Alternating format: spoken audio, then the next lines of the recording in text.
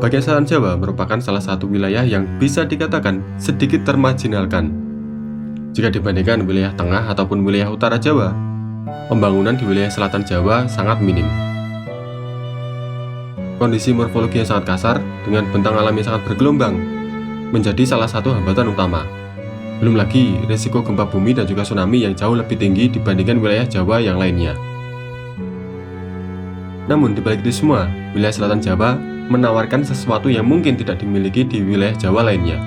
Mulai dari pantainya yang indah, bentang alam yang unik, sampai sumber daya alam yang melimpah. Salah satunya di tempat ini.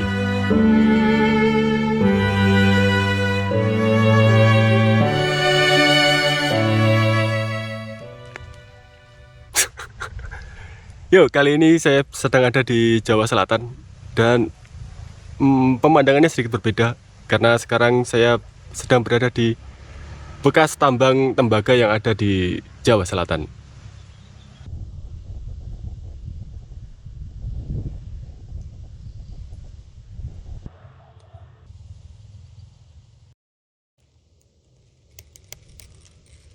Jadi tempat ini sebenarnya pernah menjadi tempat pertambangan, terutama untuk komoditas tembaga, yaitu di sekitar akhir tahun 2000-an sampai ya sekitar awal 2010-an lah. Di bawah 2015 pokoknya. Itu masih aktif untuk pertambangan tembaga, dan kalau tidak salah itu diekspornya itu ke Taiwan kalau nggak salah. Cuma setelah itu tidak tahu kenapa terus ditutup dan akhirnya ya mangkrak kayak gini. Dan ini meninggalkan lubang-lubang dan juga danau-danau, nggak danau juga sih, kubangan-kubangan air yang berwarna-warni. Masa pertambangan di sini ditutup, kemudian lubangnya ditinggalkan begitu saja, sehingga meninggalkan lubang-lubang yang kemudian sebagian juga terisi oleh air dari hujan, yang kemudian membentuk genangan-genangan air berwarna-warni. Tapi perlu diketahui bahwa air di sini sifatnya asam atau memiliki pH yang asam. Selain itu juga memiliki kandungan logam berat, terutama arsenik. Jadi jangan coba-coba untuk mandi ataupun minum air di genangan air di bekas tambang ini. Kalau secara geologis, sebenarnya wilayah ini itu berada di formasi Wonosari yang tersusun dari batu gamping terumbu dan berusia sekitar Miasan tengah sampai Miasan akhir atau sekitar 15 sampai 5 juta tahun yang lalu.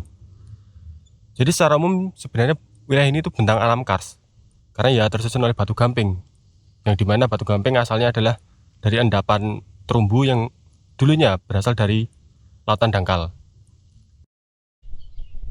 Nah, di depan sana ada endapan batu gamping yang sangat besar, atau kalsium karbonat.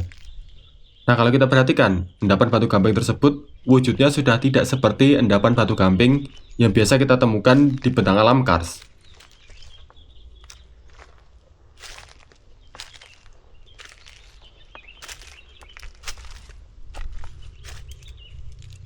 Nah, kita bisa melihat di sini bahwa batu gamping di sini sudah mengalami proses ubahan. Dan kita bisa melihat juga bahwa banyak sekali urat-urat kuarsa dan juga ada endapan mineral-mineral lainnya.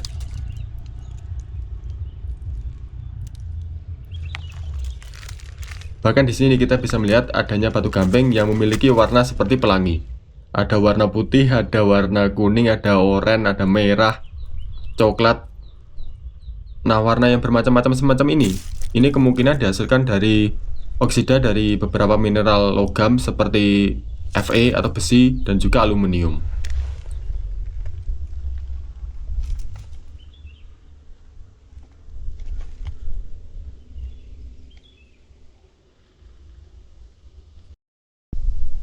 Kalian bisa melihat tidak?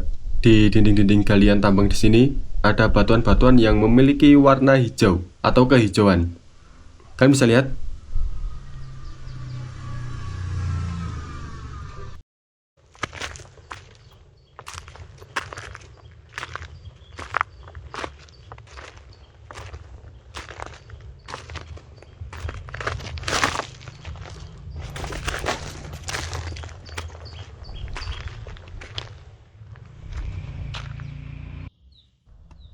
Nah, di sini terlihat sangat jelas adanya batuan yang berwarna hijau atau endapan-endapan yang berwarna hijau.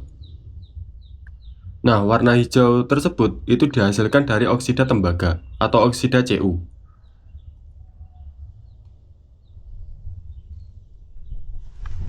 Nah, oksida tembaga sendiri itu warnanya berbeda dari oksida dari logam seperti besi ataupun aluminium yang memiliki oksida berwarna oranye, kemerahan, atau coklat. Kalau oksida tembaga ya seperti ini, warnanya hijau. Nah, ini kalian bisa melihat ada batu gamping yang di sebagian permukaannya itu berwarna hijau. Nah, hijau-hijau ini umumnya berasal dari oksida dari tembaga.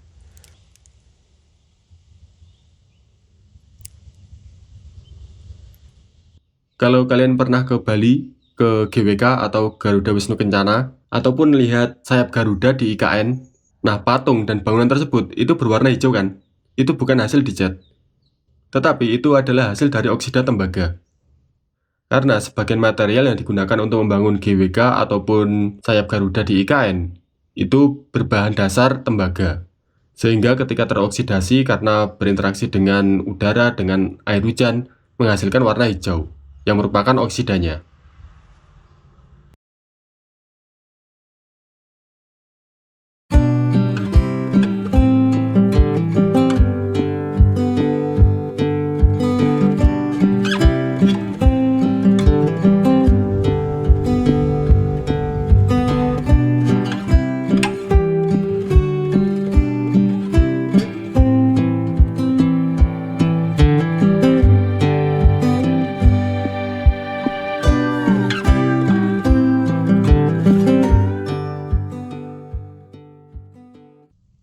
Dan kita tahu bahwa batu gamping itu ya tersusun oleh kalsium karbonat saja, CaCO3.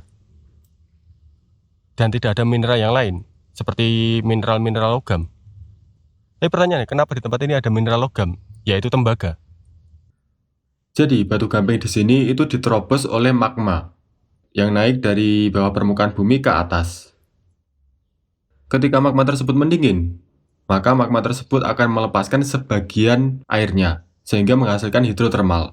Dan hidrotermal tersebut akan menyebar ke segala arah. Yang dimana hidrotermal tersebut tentu saja tidak hanya membawa air atau H2O, tetapi juga membawa mineral-mineral yang terlarut di dalamnya, seperti garnet, piroksen, magnetit, kalkopirit, dan juga beberapa mineral yang lainnya. Di mana beberapa mineral tersebut berasosiasi dengan logam yang memiliki nilai ekonomis, seperti tembaga, besi, zinc, timbal, tungsten, dan terkadang juga mengandung emas ataupun perak. Mineral-mineral yang terbawa oleh hidrotermal tersebut kemudian akan menggantikan mineral-mineral kalsit yang berada pada tubuh batu gamping, sehingga membentuk sebuah endapan yang disebut sebagai endapan skarn.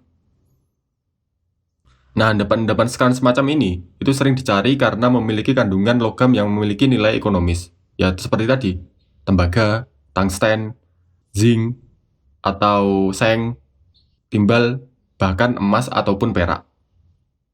Jadi inti dari endapan skarn adalah endapan karbonatan atau seperti batu gamping yang diterobos oleh magma.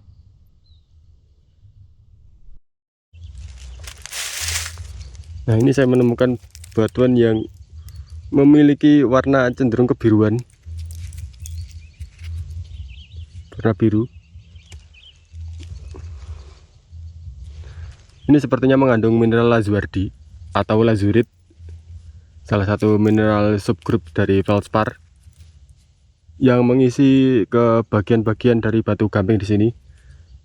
Dan ini juga banyak fragmen-fragmen kecil dari kuarsa yang berwarna berkilau ini, yang juga mengisi pori-pori dari batu gamping di sini.